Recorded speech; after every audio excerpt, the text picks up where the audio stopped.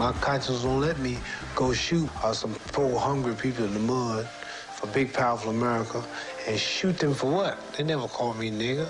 They never lynched me. They never put no dogs on me. They never robbed me of my nationality. How can I shoot them poor people? Just take me to jail. The heavyweight champion of the world is telling people that you can take my belt, you can take my championship. And that introduced a lot of us to courage, to honor, to valor. It's not just about running fast, jumping high, but what do you stand for? What are your morals? What are your principles? What stand do you take? What are you willing to risk? You won't even stand up for me in America for my religious beliefs, and you want me to go somewhere and fight, but you won't even stand up for me here at home.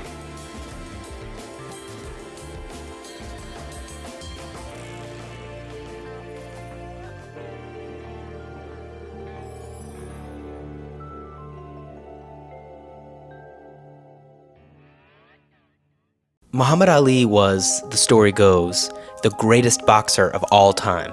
But that's not why he'll be remembered as the greatest. Yeah, he was incredibly fast in the ring. Not a heavyweight in the world fast enough to stop me. He was so powerful, his biggest fights usually didn't go to 16 rounds. Ali's greatness is all about the other punches he threw. I shook up the world! I shook up the world! I shook up the world! He always made boxing about something much bigger than himself. I'm gonna fight for the prestige, not for me, but to uplift my little brothers who are sleeping in concrete floors today in America. For example, listen to the story about after he won the gold medal in the 1960 Olympics. I took my gold medal, thought I'd invented something. I said, man, I know I'm going to get my people freedom there. I'm the champion of the whole world, Olympic champion. I know I can eat downtown now. And I went downtown that day, had my big old medal on, and went in the restaurant. So at that time, black things wasn't integrated. The black folks couldn't eat downtown.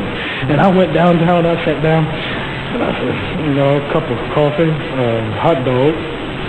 The lady said, we don't serve Negroes. I was so mad. I said, I don't eat them either. Just give me a couple of hot dogs. So it might not be a surprise that an early mentor of his was Malcolm X, then of the very controversial Nation of Islam. Have you been advising him as far as his religious affiliations are concerned? Well, no, I don't give advice to anyone. Most people know that he changed his name based on his religious beliefs. But while most accounts say Cassius changed his name to Muhammad Ali, that's not the whole story. The morning after Cassius became heavyweight champ, he confirmed publicly that he was a member of the Nation of Islam. And he and Malcolm X announced his new name. He said he was Cassius X. But then Clay was a white man's name, it was a slave name.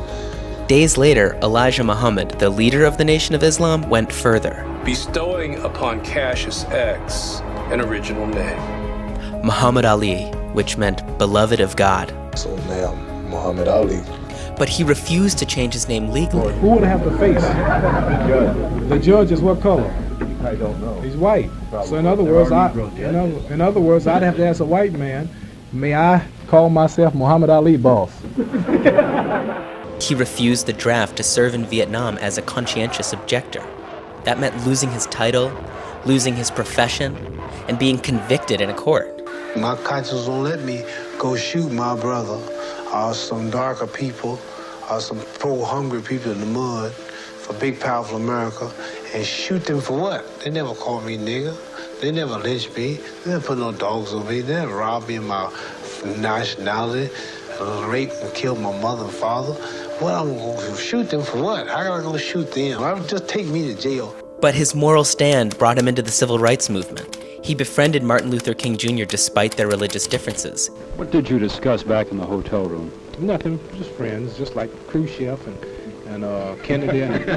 United against oppression and the war. As Muhammad Ali has just said, we are all victims of the same system of oppression, and even though we may have different religious beliefs, this does not at all bring about a difference in terms of our concern. Still brothers. Do you share the same concern that Muhammad has for his draft status?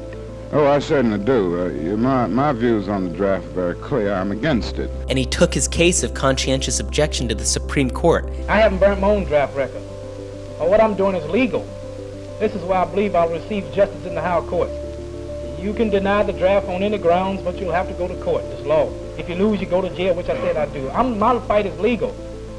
Most people who objected to the Vietnam War avoided the draft however they could, burning their draft cards, or using a complicated series of deferments like future President Bill Clinton did.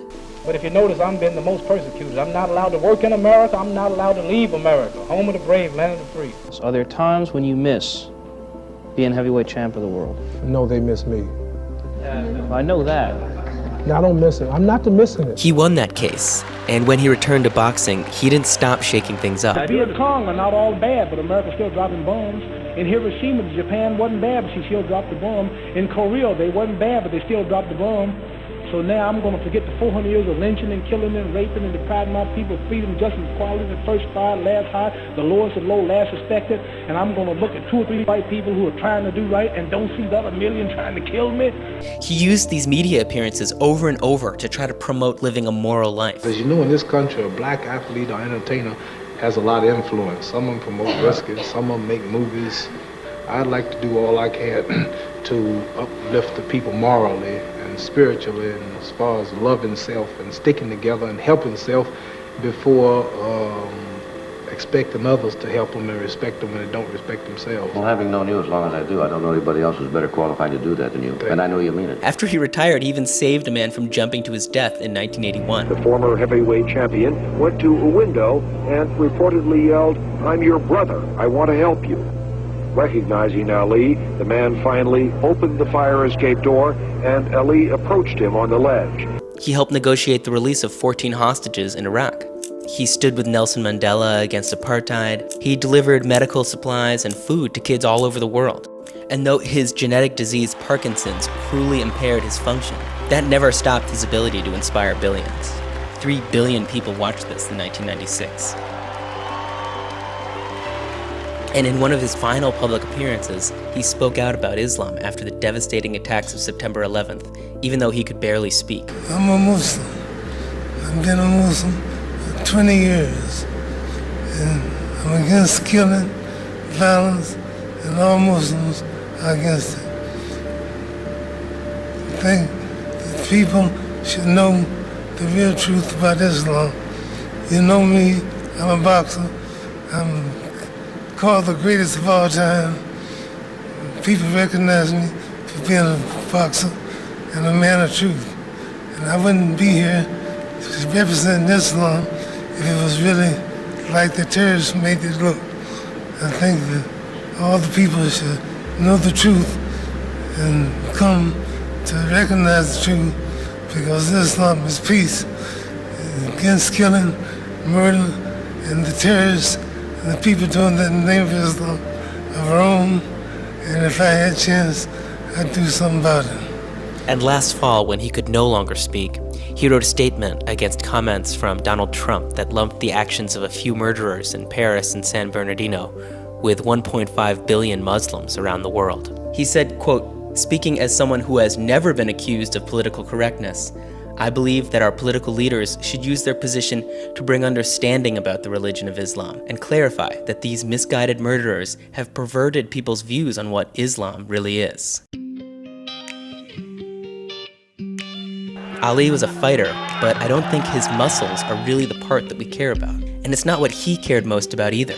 Boxing is just to introduce me to the struggle, but my main fight is for freedom and equality. And money don't really mean nothing, because I proved that when I gave up the title, not knowing if I'm coming back or not for 4 years.